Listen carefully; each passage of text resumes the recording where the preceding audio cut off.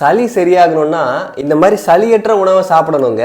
காத்தால எழுந்தோடனே ரொம்ப சளியா இருக்கா, இட்லி தோசையை தூக்கி போட்டு இந்த மாதிரி தேங்காய் வச்சு சாப்பிடுங்க, பேரிச்சம்பழம் வச்சு சாப்பிடுங்க, நல்லா மென்று சாப்பிடுங்க. உங்களுக்கே டிஃப்ரென்ஸ் தெரியும். இட்லி தோசை சாப்பிட்டுட்டு உங்களுக்கு சளி எப்படி இருக்கு, இந்த தேங்காய் சாப்பிட்டா சளி எப்படி இருக்குன்னு. சளியற்ற உணவு என்னன்னு தெரிஞ்சாதானே முதல்ல சளி பிரச்சனையை குணப்படுத்த முடியும்.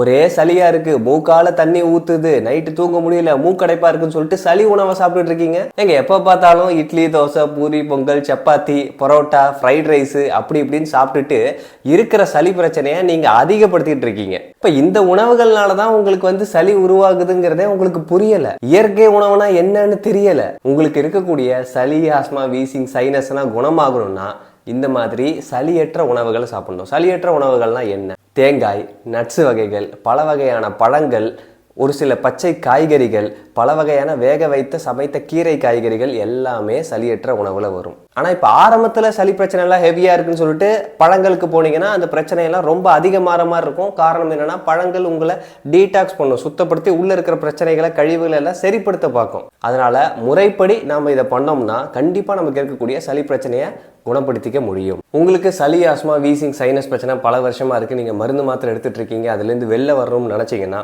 என்னுடைய ஆன்டி மியூக்கஸ் ப்ரோக்ராம்ல சேர்ந்து நீங்க பயிற்சி பண்ணலாம். இது 30 days ப்ரோக்ராம், ஆன்லைன் ப்ரோக்ராம் தான். உலகத்தோட எந்த மூலையில நீங்க இருந்தீங்கனாலும் இதை கலந்து பார்ட்டிசிபேட் பண்ணலாம்.